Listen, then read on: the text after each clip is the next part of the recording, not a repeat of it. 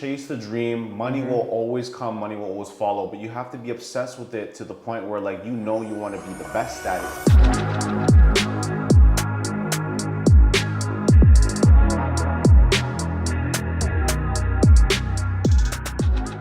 So what's up, Rocky? I'm chilling. How you doing? Good. I'm great, man. Good to see you. Welcome. You You've never been to Mississauga in a while. Have me on your show. No problem, bro. This is our show, buddy. It's not my show. It's our show. CADMEN Academy. Yeah. So today we're gonna be talking about what are characteristics you see that makes a barber successful, that lasts long into a barbershop. Because I know you're an owner now. You've been in the game for what? How many years? This is my 13th year now. 13th year, yeah. And being in a shop, how long have you been in a shop for? 9. 9 years. So Right alongside with you. So there you go. So you've seen a lot of different 10 now, characters. fuck. 10, yeah, it's crazy. 10 years gone like that. That's a decade, buddy. Congratulations. Yeah! So yeah, 10 years, man. That's a decade. That's great. If you were to hire a barber at your shop, and what are some of the traits and characteristics you look for in a barber that would stay with you and last long and do very well in their career? It doesn't have to be, they don't have to stay forever at a barbershop, because you know barbers stay long and some of them go, some open the shop, you know, but what are some of the characteristics? So some of the biggest green flags in my books I feel last in this industry, whether they're gonna be here for a long term or short term, first of all would be like punctuality. If they're on time, if they come on time for the interview, they come 15 minutes, half an hour before, that's like, whoa, okay, you're serious about this, you really want to see this. They talk about how obsessed they are with the culture, why they love the shop, why they want to grow with it, why they want to learn from you guys and hone their skills around it and become a part of the culture and become like another heavy hitter in the shop. Yeah. You know what I mean? So on top of that, I would have to say their talent is egoless. I think that's a huge one in my books, just because like they come in here acting like they're not the hot shot. They know that there's better talented barbers out there than themselves. Yeah. And I'm sure you already know, you've been in this game almost like done your 20 years, right? Yeah. So like you see all these people come in with this facade of thinking barbering is like, oh, I'm gonna make so much money. Oh, I'm gonna be the coolest kid. I get to dress a certain way. Like, no, dude, just show up, be yourself, and just have fun and just show that you are a team player. You are invested in the craft. You are investing in yourself. You're investing in people around you. Another big one is like, do they have chemistry with people on the team? Because if like this person has like bad juju or bad energy and is on a different vibration, I feel like they're not gonna mesh well with other people in the shop, let alone with like pushing the culture, because they have a different envelope when they come into the shop. They want to just use you, use your knowledge for better or for worse. We don't know that until then. But give me a story or an example of a barber that just had a bad energy, or maybe they took your energy and just used your, you know, because you're saying that they come in, they obviously want what you have. Yeah. We find that a lot. They want to be where you are. Tell me a story about some of these barbers. Some of the good guys and good girls that walk in here they have no ego. They come in here, they're a sponge. They want to learn everything. They shadow you every single day. You know, like they ask questions. They make sure that they ask anything that makes their mind race or that they're curious about, because they genuinely want to learn. Yeah, and these are good characteristics. These are good characteristics of a barber. Yes, exactly. And they just want to know, like, why do you do this? Why do you do that? They're shameless. They go to every single barber in the shop and they try to figure out all the tricks and secrets to excel their growth. Then you have guys and girls that come in here that have just this heaviness to them when they walk in. It's just like, oh, you get this instinctual feeling. As soon as an energy walks in, you're like, oh man, this is unpleasant. You don't feel good. That's like flag number one. Flag number two, in my eyes, what I see is if the barber is like high strung, the nose is up, and it's just like they treat the people in your shop that are at a lower ranking, let's say like a junior, perhaps an intermediate or an apprentice, and you know, they themselves know nothing at all either, but they just want to learn from the masters, and maybe they'll look into like learning from the experts and seniors, right? But they just like, they're like clout chasing. They're just like, I just want to know what this guy's about because he's the best in the shop. I don't want to know what anyone else has to say because they don't matter. And they don't treat them as fair as they do if they were to treat the master or the owner of the shop. Like the reality is, buddy, like you come into the shop, you have to realize this is like a team camaraderie we've built, a culture that we've pushed, and we made sure that everyone understands that nobody gets left behind. Everyone gets taken care of, no matter what ranking you're at, and we all share clients. Yeah. When I took over CADMEN Toronto, I started to see the different characters that would come into the shop.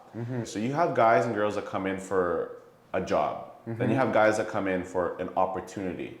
The guys that come in asking for a job, they show up like this. Okay, they come in, they're like, "What's up, bro? Where's the owner? Let me talk to the man." Like I swear to God, like I've had at least 3 guys last summer. Yeah. You know, come in like looking like this with a Gucci hat, shades on, chains, all decked out, bust down watch, and it's just like, "Hey, bro, I'm looking for a job. Where's your manager? Can I speak to the manager?"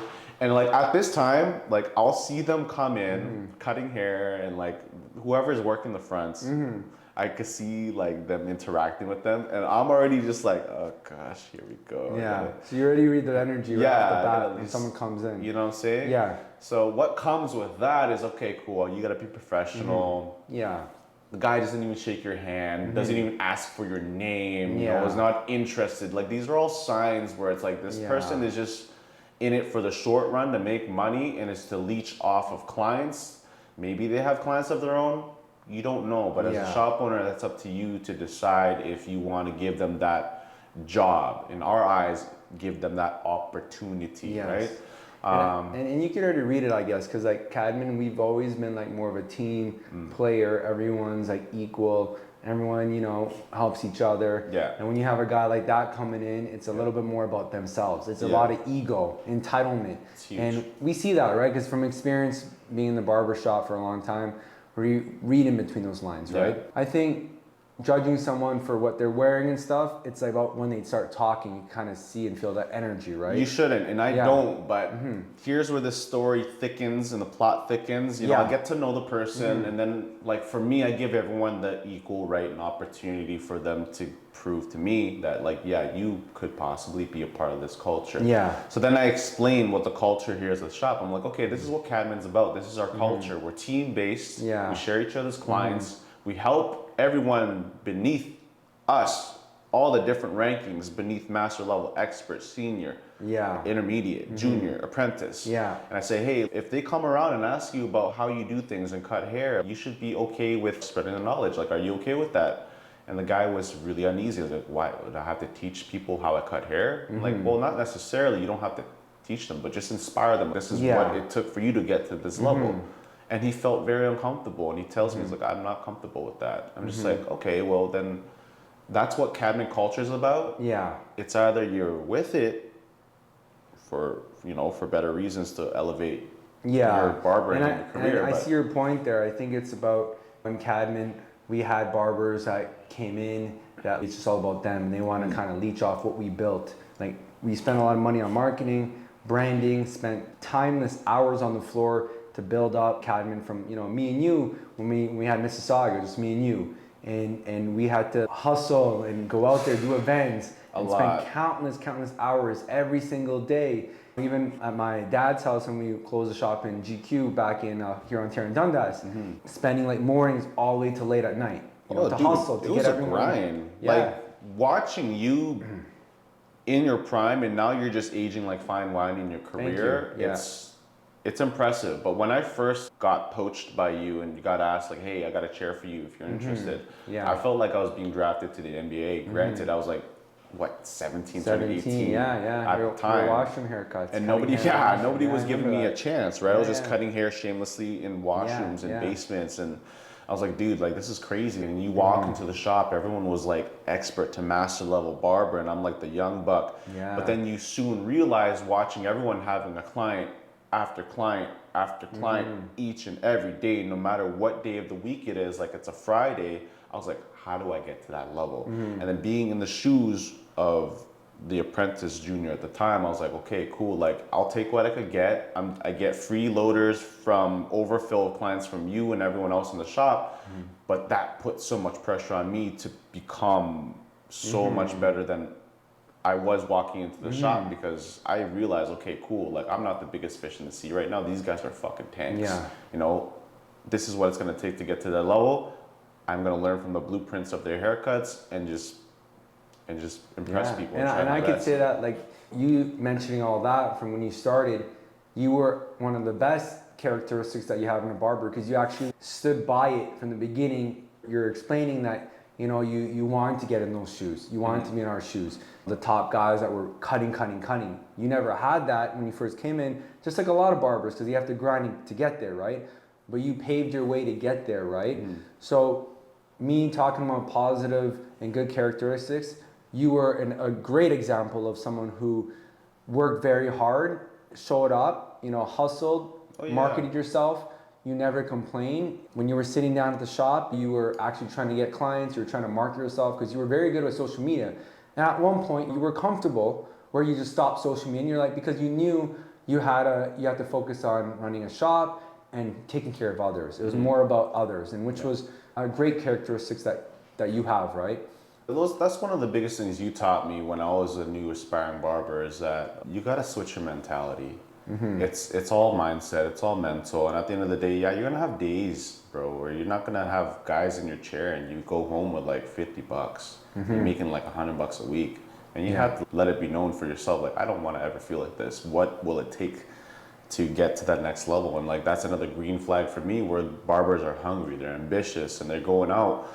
There's guys that used to work with us that would like go 2-kilometer radius outside of the shop just to hand out business cards. And like, that's what we did in order to get ourselves to this level. You got to just lay down the foundations and roots, let it be known that you cut hair, you're passionate about it, you want to let people know that you want to take care of them.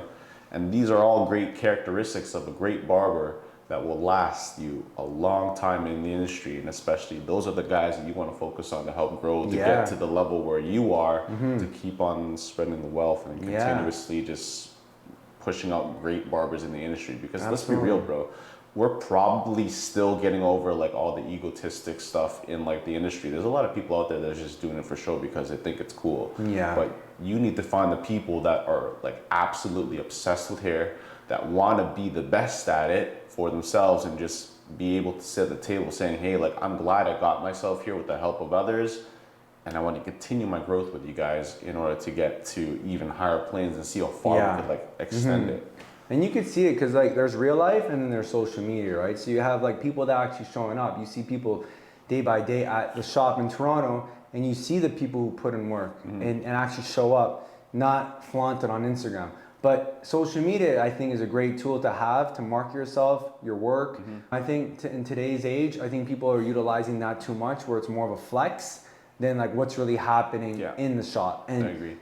You can't flex if you have bills to pay for. You need to make money. And we've seen people come through this industry that get exposed. The reality of the matter is that you got to be authentic. And people that have been authentic in this industry have lasted the longest and are still in the game. From your past of being an owner as a barber, someone that was working with you or working for you, someone that had a really bad characteristic to them, what was it? So I feel like each and every one of these individuals, male, female, they all had the same characteristics with one another, and they were doing it all for the wrong reasons. That's one. Two. So what are the wrong reasons you would say? The wrong reasons would be like, hey, like I'm just gonna try out barbering because I feel like it makes a lot of money, right? I want to try barbering because like I'm tired of my day job and I don't want to wear a uniform, or I just want to come to work and set my own hours and blah blah. I understand that. So as a barber, would you want to make a lot of money? Of course, like money comes, but it's like, is that what you're truly in it for, or are you really wanting to change people's lives and give them amazing haircuts to make them look good, feel good? Because the satisfaction for me is like, I understand from my roots, you know, taught from my grandparents, money will come no matter what industry you get yourself into. It doesn't matter what it is. You find what you love, and it's true. You don't work another day in your life. You show up and you just have fun. You connect with all these different people in the chair that you never thought you would be sincerely good friends with, and they end up just like paying your price every single time you rank up, right? Yeah. So that's why I say money will come, but you got to put in the work. So you're saying don't chase the money. Chase the dream. The dream. Chase the dream. Money will always come. Money will always follow. But you have to be obsessed with it to the point where, like, you know, you want to be the best at it for yourself, showcase your work to the world, and just be a reputable, authentic person. And people will come. People will refer you to their friends to come into the shop and to get haircuts by you because they swear by you. They speak super highly of you. Yeah. You treat them well. That's what it is about barbering, is that a lot of these individuals that come in, they're not people persons, I would say. Like, they don't know what it takes to make somebody else happy but themselves. And that's why they chase the money. That's why they chase the clout. Bad energy. Stemming off from that, like what you said earlier, is authenticity. You could just, some people aren't able to read that energy in the room if somebody is not being authentic and real, especially for others or for themselves. And that off the bat is gonna be bad drama. And a lot of scenarios happen in the shop, dude. People steal money from the till, you know, like we catch it on camera, or like people like auto tip themselves very discreetly while cashing somebody out. You will never know that unless you have a great I want to tell a story about that one. Yeah. Unless you have a great relationship with the client that you cut and you refer them to that guy because you want that guy to be fed too. I got a story to tell, jumping onto what you just said there.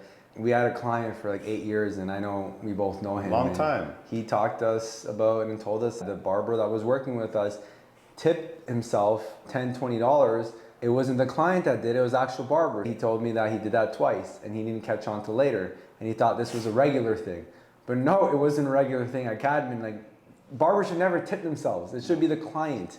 And that was a bad characteristic that this barber had that should have never happened. Right? Every industry you find yourself into, you know, like you go out for food, whatever it is, like you have a service. You can't do that, dude. Yeah, like, that's just unethical, man. Super unethical. Yeah. Just bad vibes. What you were saying about doing for the dream, showing up, doing what you love, dealing with people, being a people person. These characteristics as a barber will get you far because you don't even thinking about the money. The money just keep coming in because you're just yourself. And you want to make people look good. You want to make people feel good. And that's what you're getting paid for. It's a service. Yeah. So that is a big deal in my experience as a barber. Like, why I charge a certain amount of money, why some of the top barbers charge, because they know their worth. And it's about the experience and the service. It is never about the barber. It's about the person in the chair and how you're gonna make them feel, how you're gonna make them look good. It's true. So that are the strong characteristics of a successful barber that will go far. The one that always cares about the client and puts the client first. And I've known you've had those characteristics where, you know, you would put the other person first before yourself. Going back to telling a story about you, being in GQ, being at the other shop, you always made sure you pampered the client. I think going back to when we first opened up this location in Mississauga, you would always go do the extra mile and do the hot towel. Even though you didn't charge extra, you still added that service. That one extra service without charging people made people feel special. And that's what it is that made it feel so, you know, such a good energy in the room where people are like, you know what, hey Rocky, here's an extra 10, 20 bucks because you just added that service to make me feel like I'm super fresh. And I know you're still doing it to this day, because when I go to Toronto and visit, you're still doing it, which is an amazing thing to have, right? Without charging people. No, and never. You actually genuinely, knowing you, you've always genuinely cared about people. And you actually, it was never about you, it was always about others. And that's what you're gonna always strive to be more successful every single day. So you are an example of a successful barber that has strong characteristics, right?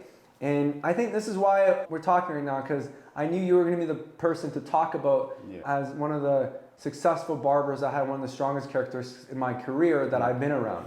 So kudos to you, and praise to be. It goes off to what it takes, honestly. If you don't go the extra mile for somebody, like the reason why I do the hot towel is because nobody does a hot towel anymore. It's authentic. It's one of the oldest services in barbering, next to straight razoring. You know what I'm saying? Like, on top of that, I'll do their eyebrows, you know, with the razor. I'll like get rid of the cheek hairs above their cheekbone with the razor. I'll reverse shape up with the straight razor afterwards to make it look extra clean to grab all the stubble. They notice these things, you know what I'm saying? Like, neck hairs, like hairs over the ears of the razor, Yeah. like little things that make them feel like a king. I will do anything for them. Yeah. Because at the end of the day, they're gonna keep on coming back. They're gonna tell their friends. We're gonna have an awesome, genuine conversation every single time in the chair because we've created such an amazing, strong bond and relationship. And again, that's what barbering should be. Like, it's a self-satisfying thing knowing that you've taken care of somebody, and then when you show them your work and how good it is, and seeing their reaction and seeing like, oh, dude, like you get it right every single time, and that enough is for me worlds to make me happy in barbering. There you and go. Again, money comes. It always will. Just put your best work out there. Don't rush. Make the client feel special. And that's what it takes, man. But then you have like horror stories of, you know, you get new clients in the chair, and you've had this before. Hey, dude, I found you on Instagram. I found you here. Like, I've heard from you through a friend, and I've been going to a guy for 8 years before you. And as of recently, or as of lately, he's just stopped caring about my hair. Just like a quick haircut. He stopped doing all these things for me. He rushes me now. Sometimes he bails on me last minute and is not respectful or like punctual. That is the best time for you to understand what it's gonna take to make this new client happy from that last barber's mistakes. Yeah. And a lot of it stems from ego, bro. And you probably know this too. Like, all these guys just want to do it for money now. They've been in the game so long, and like they lost the love and the ambition and the drive and the fire for barbering. And then they're just trying to find an easy way out now. They're trying to fucking charge more money or without having to do the extensive services, and they just stop caring. They rush the haircut. They mess it up. As a barber that wants to take care of a client, you got to listen to them and actually take in all the negative things that they didn't like, and then make sure you don't do those things that the other barber did. So you got to fix those problems. So I think listening is a big characteristic that you should have. That's a great characteristic to have as a barber, to actually take care of the client, right? Yeah. But it's always about the service, always about taking care of the client. It's always been about the client, dude. Absolutely. And if you don't listen to the client, you're not attentive to what their needs are, and you don't meet that expectation and exceed it, you're just going to be another barber.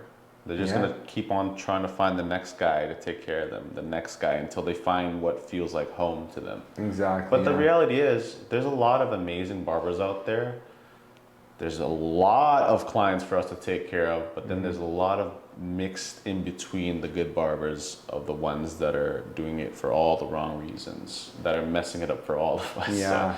But that's an easy out, you know, so you just use that as ammunition to make sure, like, okay, I'm not going to do all these bad things. I'm the good guy here. I'm trying to solve your problems and just make your day better with the haircut that you're trying to achieve at the end of the day. Yeah, absolutely. I agree. What is the wildest thing that's happened to you being in the industry so long? You've been a shop owner way longer than me, so you could have like crazy stories. But like, what are the craziest stories where you thought a barber was a good fit for the shop, but then later found out that, damn, like, yeah, you know what? I think you don't. The thing is, I could tell you about being a shop owner and being around a lot of different barbers. A lot of people could be chameleons. They could be one person when they're in the shop, you know, being professional, and then another person outside the shop, which is fine because, you know, at the shop, you have to be professional. You have to, it's all about the client. Yeah. And we have guys like that in the industry that do a great job and work for you and work as a team. We all do our best, but you know what, like, my advice is like, people come and go. The reality is people come and go. You do the best to your abilities to pick the best barbers, part of your team. And there's only so much you could do to make people happy being part of the team, right? And people are gonna make a choice whether to stay longer or leave or whatever, right? But at the end of the day, as a shop owner, you gotta do your part and just take care of the person. And at the end of the day, wherever they go to, you gotta be happy because at least you know you imprinted and you helped somebody get to another place and you've done your part. So even when I see bad characteristics, I still think of a positive thing where I'm like, hey, you know what? This was a mistake that maybe they're in the shop and maybe it was meant to be. And then now I know that they're out. It's like I could grow from it, and I could pick on mistakes that I've seen with this one person and not pick that same person again, because I can see the traits or the characteristics they carry. But you never know, right? Because everything in life is a risk. you'll take on certain people, and you won't really know until like after 6 months on who they really are if you're working alongside with them, right? And what's crazy is that nowadays we have barbers handing their resumes now, and everything's like AI, everything's like Chat GPT, where people make it like perfect. And then by the time they come in, it's like, are you really that guy? Yeah. On paper, it looks great. But now in person, it's like, I could read through people right away, and I'm quiet. Like, listen, I won't say anything because I try to stay humble. I try to stay quiet because I don't want to make someone feel a certain way. But if they step on my toes, then I will definitely come out and stand my ground. But just sometimes as a good person and as someone a good leader, just watch people's motives, catch them from their own actions, and then usually give them 1, 2, and the third strike, just then you talk to them. You give people warnings. So that's being a shop owner. Shop owner, now, it's a lot of work. It's a lot of responsibility. It's like you're the father of a family, and now you have all these kids you got to take care of. And people have their wants and needs, and if you don't give them their wants and needs, they're gonna find it somewhere else, and that's the reality. So I think it's so important to just know where you stand, and when I think you do a great job as an owner, and I think you're a great leader. Everyone loves you, so you're doing all the right things. But you also have to be very cautious. You know what I mean? And I think communication is the #1 thing in this industry. To understand what's happening with that person. If you see something going on, just talk to them. I feel like a lot of people hide things through like social media, or they could jab at people through social media. It's all like, people are in their minds. After COVID, people were even in their own minds because for 2 years they were trapped at home. We're living in a new day and age where the world is changing so quickly with AI and technology that we have to adapt and evolve with times, right? I think social media is a great platform for barbers to have. It's pretty much their resume nowadays. It is, but like, how long did you take to do the haircut? You know what I mean? Yeah, for sure. I remember I have a story where, stemming off to when you said people can be chameleons, and you're very true about that, because a lot of people don't make it past the conversation with me to get to the demo point where they can prove to me that they have what it takes to be a part of the shop. Like, how long does it take you to cut this hair to that standard? So I had a fella come in, wooed me, swept me off my feet. We vibed. It was great chemistry. I'm like, dude, this guy would be a perfect fit for the shop. We'll learn and grow with each other in order to get you to that level that you want to be at. So made it past 2 talk interviews with me, and then I'm like, okay, you know what? I really like you. I'm gonna give you a crack at this. He comes in, 2 haircuts. So we usually do, and you already know, we get guys that come in do like a fade, and we get guys that do a taper for like 2 hair models, just to see if he could do like the bare minimum standard. And then on top of that, then like I found myself having to teach him how to do the haircut on his clients, and each client that he cut was an extended period of 2.5 hours. So being in the position as the leader and being in the position of calling the shots of who's going to be a part of this culture, and to make sure that you have to protect it at all costs, because you work so hard creating this culture as a team, and you don't want one person to come in to tarnish it. Took me 2.5 hours each client to come back and show him what he needed to do on each guy. And then from there I realized, you know what? I had to call the shot. Is this worth taking him on and expensing extra time in the shop to getting him to hone his craft to that hour slot? Or do I cut my losses on this good person and keep it moving? So logistically speaking, I had to put my emotions aside and think logical at this point and think, okay, you know what? I'm sorry, this is not gonna work out, man. Maybe if you get yourself into that hour time slot and hone your skills to the level where you feel comfortable cutting hair without me having to shadow you and telling you what you need to do, each and every little thing, maybe we should revisit this. That's how you could cut something out early on, and then later on you find out from other shop owners saying, hey, like, this person is trying to work at my shop. He said he went to CADMEN to do a demo before. What do you think about him? I'm like, well, he's a work in progress. You know, like, you could take the time on him and make sure he does good, but then you hear news about them afterwards, after they've been in the shop, and you hear all these bad things. On broken telephone, you don't know what to believe anymore. Yeah. But we wish people the best of luck. Of course, yeah. That was a good story. So yeah. that's a good story for every single like shop owner that is potentially going to be taking on new talent. I always take them out for like 2 different outings. Go to a coffee shop, take them out to eat. We talk, we shoot shit, and we get to know each other. And if you vibe out, cool, like give them an opportunity to come in the shop. But then you know this, like you've seen guys and girls come in the shop and they're a completely different person. Yeah. And you surround them by all this good energy, and sometimes they shit the bed, dude. Sometimes they don't bring their A game. Other times they do. But the one time that they don't bring their A game is, you know, that's when you got to make the game time decision. Like, is this person really worth the investment of time and everyone having to collectively come in to hone and to teach, or should you cut your losses and just give somebody else that opportunity at the end of the day?